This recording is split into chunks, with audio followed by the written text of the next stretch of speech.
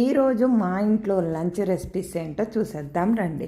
బెండకాయ హోటల్ స్టైల్లో చేస్తున్నాను, మిస్ కాకుండా లాస్ట్ వరకు చూడండి. డీప్ ఫ్రై చేసి కొంచెం కొంచెంగా చేస్తున్నాను డీప్ ఫ్రై, మరి లాస్ట్ వరకు అందుకే స్కిప్ చేయకుండా చూడండి. హోటల్ స్టైల్లో చేస్తున్నా. పాలకూర పప్పు చేద్దామని చెప్పి ఒక ఫ్రై ఉన్నప్పుడు మరి పప్పు కానీ రసం కానీ లేదా చల్ల పులుసు కానీ ఉంటే టేస్ట్ అనేది బాగుంటుందిగా, అందుకనే కొంచెం పాలకూర వేసి పప్పు చేద్దామని ఎర్లీ మార్నింగే బెండకాయలు మటుకు డీప్ ఫ్రై చేసేటప్పుడు తుడిచి తరుక్కుంటే జిగురు అనేది ఎక్కువగా రాదు. ఇక్కడ బెండకాయల్ని కూడా నేను తరిగాక ఫ్రిడ్జ్లో పెట్టలేదు, బయటే ఉంచేసాను. నూనె ఎక్కువగానే పడుతుంది, కొంచెం కొంచెం వేయించుకుంటూ ఉంటే మనకి జిగురు అనేది రాకుండా దబ్బున అవుతుంది. ఇక్కడ ఆయిల్ కూడా నేను ఎక్కువగా మళ్ళీ యూజ్ చేసిన ఆయిల్ మళ్ళీ యూజ్ చేయొద్దని నేను చిన్న బాండీ పెట్టుకున్నాను.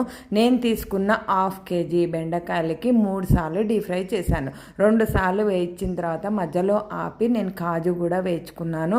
కాజు ఇంకొంచెం కూడా వేసుకోవచ్చు.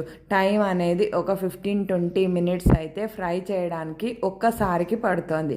ఇప్పుడు నేను వేస్తున్నవి కాజు వేసాను. కాజు కొంచెం వేసుకోవచ్చు, పల్లీలు కూడా కొంచెం వేసుకోవచ్చు. వేసి తీసేసి పక్కన పెట్టుకుంటే ఈ లోపల చల్లారితేనే కదా క్రిస్పీగా ఉంటుంది, చల్లారకపోతే మళ్ళీ మెత్తగానే ఉంటుంది. ఇక్కడ కాజు కూడా వేయించేసుకున్నాను. కాజు కూడా తీసి పక్కన పెట్టేసుకుంటే మళ్ళీ ఇంకొక రౌండ్ బెండకాయలు వేసాను అని అంటే కూర రెడీ అయిపోయినట్టే. ఈ స్టైల్లో మనం చేసుకుంటే క్యాటరింగ్లో కూడా ఇలాగే చేస్తారు, ఇంట్లో కూడా ఇలా క్రిస్పీగా చేస్తే పిల్లలు కూడా ఇష్టంగా బాక్సెస్లో పెట్టడానికి కూడా చాలా బాగుంటుంది. జిగురుగా ఉంటే పిల్లలు తినరు.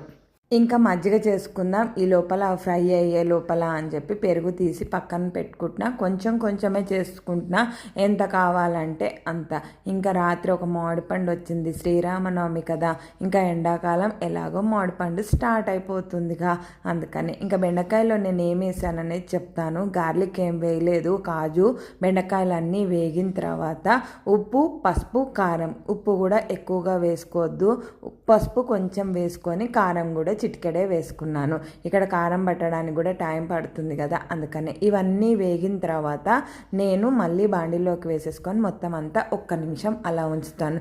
స్టవ్ బంద్ చేసే ఉంచాలి, ఆ వేడికే కూర అనేది కంప్లీట్ అయిపోతుంది.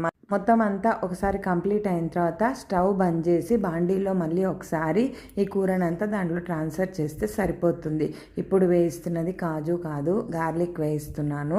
గార్లిక్ వేయించి పక్కన పెట్టుకొని ఉప్పు, పసుపు, కారం వేసుకుని తింటే ఉత్తి అన్నంలో అయినా బాగుంటుంది. నేను కొంచెం ఫస్ట్ పప్పులో వేయలేదు కాబట్టి ఇప్పుడు వేసాను. బాయ్. మరి ఈరోజు హోటల్ స్టైల్ బెండకాయ కూర.